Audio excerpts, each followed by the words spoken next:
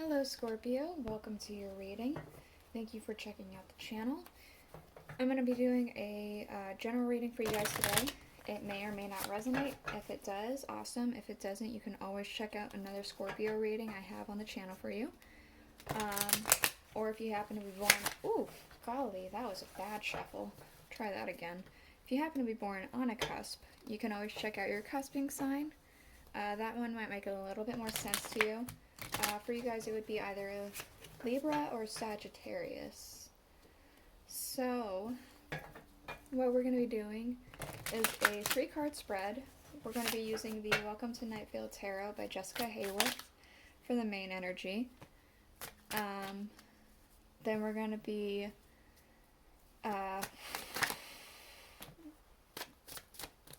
using the Rider-Waite Tarot to clarify. And lastly, we're going to be getting advice for each pile with the Alice in the Wonderland Oracle. So what we're looking at is where you are, where you're going, and where you end up. So underlying, we do have the 9 of Cups. So I feel like something very good has happened to you lately, or something very fulfilling.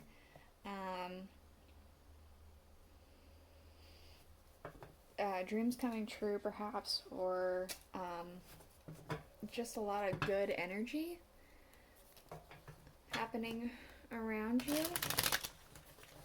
Yeah, alright, let's go ahead and get into it. For where you are, we have the King of Wands. So I kind of feel like where you are is, again, there's that 9 of Cups energy. There's a lot of happiness, a lot of inspiration.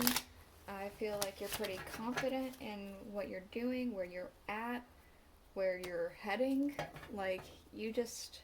It overall feels like a very good, confident, happy energy. Let's get a clarifier. Okay, we do have the 2 of Pentacles.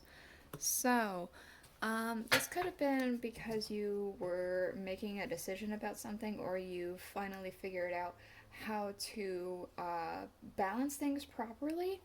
I feel like you're in a mode where you feel like you've been able to prioritize a little bit better than you had before. Yeah. Where you're going, we have the High Priestess. So,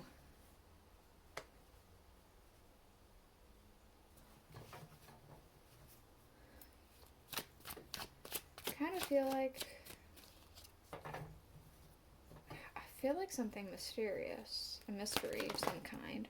That's too many. I'm not taking 4 cards. Please try again. There we go. Something mysterious. Let's see what the clarifier has to say. Okay, the Page of Pentacles. So, I'm seeing 2 different things about this. You are receiving something from somebody that you're not aware of, like, you know, a secret admirer or something like that. You could be receiving gifts. You could be receiving perhaps money. You could be receiving information. And it could be, I feel like it's from somebody that you're not very aware of. It could, it could very well be a secret admirer. The other way I'm kind of seeing it is that there could be, you have created something and you decide to put it out into the world, and now what's going to happen is a complete and total mystery. You don't know what's going to happen with it. You hope it's good, but you can't ever tell with these things, and so you just kind of have to throw it into the universe and see what happens, right? I do kind of feel more strongly there might be a secret admirer, but again, because it's general, that's not going to be for everybody. Some people are going to be having that second thing. So where you're going, we have the Queen of Swords and the 9 of Wands. So, for whatever reason, I kind of feel like this is somebody separate. I feel like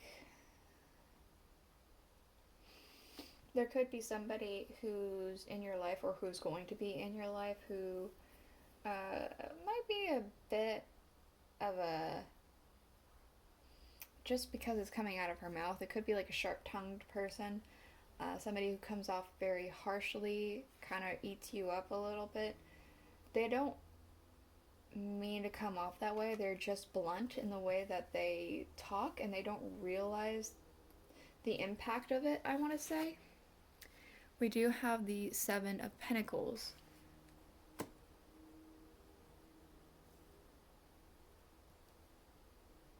So, I'm also kind of getting a second message to do with giving something out into the world, and then it's a mystery. I'm kind of getting that there are going to be people who are going to be blunt about whatever it is you put out into the world.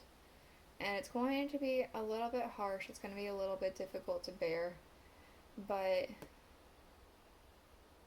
I think you need to persevere. There are a lot of people who always have negative things said about them. They don't give up immediately after that happens, because it's going to happen. Not everyone has the same tastes. We do have victory, the seven, or not seven, sorry, my bad, the Six of Wands, so that's victory. Again, this could be an accomplishment or something. It could be you're feeling pretty victorious because of this good energy over here. You feeling like you've won something, even if maybe you didn't necessarily specifically win anything. Let's go ahead and get advice for each of the piles here.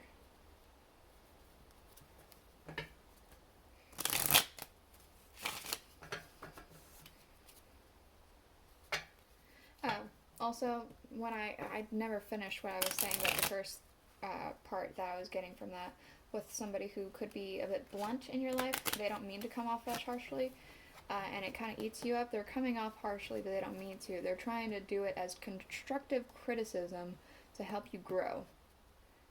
I never got to finish saying that. I got cut off with my other message I was receiving. Sorry about that. Okay, so where Scorpio is now, what advice do you have with this King of Wands and Two of Pentacles?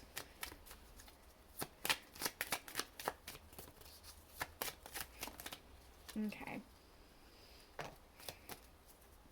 We have such a curious dream. Grounding, returning to reality and coming home. So, I'm kind of getting a sense of, you could actually legitimately be coming home. Like maybe you took a vacation and you're just about to leave to go back home or something. Or I'm also getting that with this passion and with this priorities being set, I feel like this is all grounded in reality. Like it's not extreme, outlandish, impossible things to accomplish. I feel like you figured it out so that it's easier to accomplish. Okay, we have 3 cards for advice for where you're going. We have choices, feeling blocked and restrained. Is this clear enough? I think it's clear enough. We have painting the roses red, covering up errors. And we also have follow the white rabbit. Curiosity meets opportunity. So, if this happens to go with the first message of, was it the first message? The second message of taking something out and whatever happens is a mystery. Whenever you put it out, make sure that you have it, I guess proofread, even if it's not necessarily a story. Make sure it's like, proofread. There's no errors that you can see that you will be like, I hate that, or something like that further down the line. I feel like if something catches your eye and you're like, well, maybe I shouldn't do that, just go for it. Like if you're putting something out to the world, I had said proofread, so I'm going to use the writing example. Say you're trying to write a book and you did your proofreading and all that stuff, and then you like start thinking about like what's a big publishing Scholastics. Scholastics is a big publisher company, I believe. You're like, there's no way I'm going to get on there. Well, I mean, you might as well give it a try. You get curious about Scholastics, maybe look into how they formed, and just go for it. Maybe it'll get you to that opportunity. And the choices, it could be choices about where this is going. If this is about a secret admirer, covering up errors, it could be the secret admirers covering up something about themselves that they're not really happy about. Feeling blocked could be not sure if you are wanting to figure out who the secret admirer is, or if you are even wanting to get involved with some sort of secret admirer in general. Also, follow the white rabbit. You never know until you try, so you probably should at least figure it out. If it is a secret admirer, you should figure it out. That way you can either decide if you want to pursue this, or if you just want to not get secret gifts anymore. Tell them, stop. I'm done here. Whatever works best in your life here. So, advice for where Scorpio ends up with the Queen of Swords, the Nine of Wands, and the Seven of Pentacles.